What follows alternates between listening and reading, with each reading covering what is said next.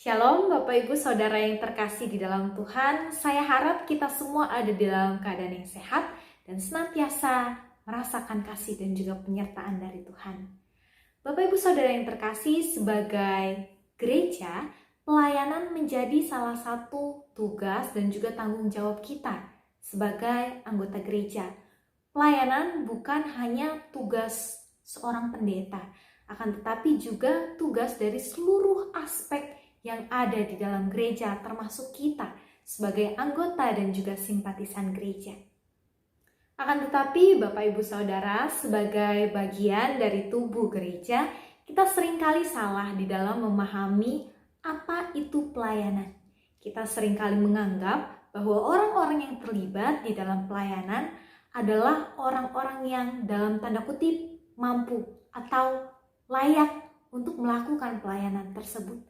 Padahal sebenarnya pelayanan bukanlah hanya tugas orang-orang yang dianggap mampu dan juga layak, akan tetapi memang adalah tugas kita sebagai bagian dari tubuh gereja. Kemudian Bapak Ibu Saudara, ada juga orang-orang yang sudah terlibat di dalam pelayanan akan tetapi memiliki motivasi yang salah di dalam melayani, sehingga ketika mereka melayani dan ketika pelayanan mereka tidak berjalan sesuai dengan harapan mereka, maka akan ada kekecewaan, sehingga pelayanan itu tidak lagi menjadi pelayanan yang penuh dengan sukacita, akan tetapi menjadi beban bagi mereka. Kemudian juga bisa jadi ada orang-orang yang malah menggunakan pelayanan sebagai media untuk menyombongkan diri.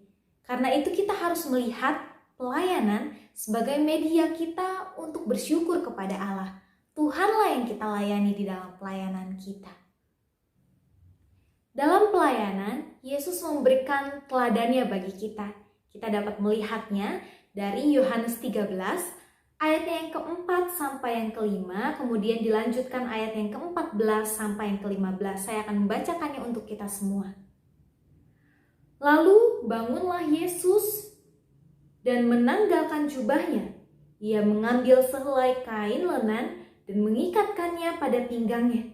Kemudian ia menuangkan air ke dalam sebuah basi dan mulai membasuh kaki murid-muridnya, lalu menyekanya dengan kain yang terikat pada pinggangnya itu.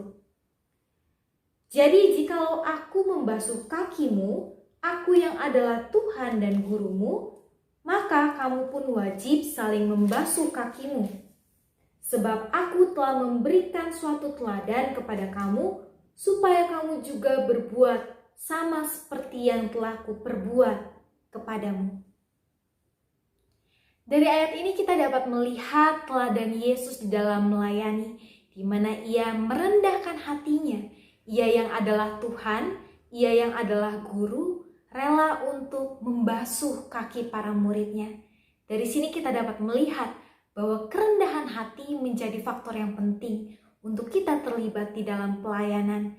Dan Yesus sendiri pun memerintahkan bagi kita, jika ia mau merendahkan hatinya untuk melayani para muridnya, ia juga berkenan untuk kita juga merendahkan hati kita melayaninya melalui gerejanya. Ketika kita dipanggil oleh Tuhan untuk terlibat di dalam pelayanan, Tuhan sudah memperhitungkan bahwa kita akan sanggup dan mampu menjalani setiap pelayanan yang ia berikan bagi kita. Karenanya ketika kita bersedia merendahkan hati untuk melayani bersama Tuhan, ia akan mempersiapkan segala sesuatu yang kita butuhkan untuk dapat melayaninya. Karena itu tidak ada alasan bagi kita untuk kita berkata, saya belum layak untuk melayani. Saya tidak punya kemampuan untuk melayani. Karena Tuhan sendiri yang melayakkan kita dan ia yang akan memampukan kita untuk melayani umatnya di dalam gerejanya. Kemudian kerendahan hati ini juga diperlukan ketika kita menjalani proses pelayanan bersama dengan rekan-rekan yang Tuhan tempatkan menjadi rekan sekerja kita di dalam pelayanan, di mana kita merendahkan hati kita untuk bekerja, melayani bersama dengan rekan-rekan kita. Terkadang ada beberapa hal yang tidak berjalan sesuai dengan harapan kita. Akan tetapi ketika motivasi pelayanan kita adalah Tuhan, maka kita tidak akan merasa kecewa. Akan tetapi kita akan senantiasa melayani Tuhan dengan penuh sukacita. Karena itu Bapak Ibu Saudara yang terkasih, ketika kita dipanggil untuk melayani Tuhan, maka janganlah menjadikan ketidaklayakan dan juga kemampuan kita menjadi alasan untuk tidak ikut tergabung di dalam pelayanannya. Karena Tuhan sendiri yang melayakkan kita dan Ia juga yang akan memampukan kita.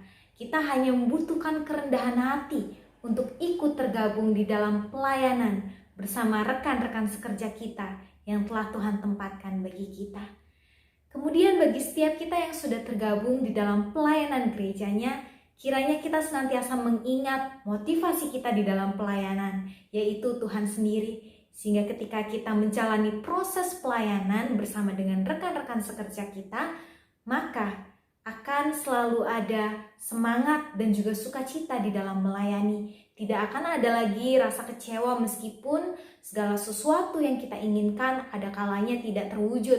Kemudian juga ada permasalahan, problem, pergumulan di dalam pelayanan. Akan tetapi itu semua tidak menyurutkan semangat kita di dalam melayani. Karena motivasi kita melayani adalah Tuhan, bukan orang-orangnya, akan tetapi Tuhan melalui jemaatnya.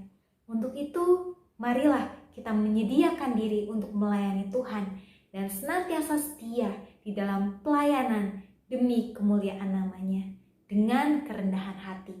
Tuhan memberkati pelayanan kita semua. Amin.